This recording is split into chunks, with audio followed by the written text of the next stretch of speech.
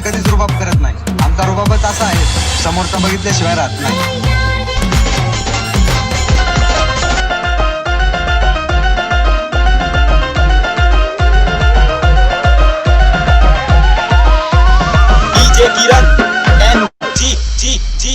मला थोडी विश्रांती घेऊन द्या, लावतो बरोबर तुमचा कार्यक्रम मी.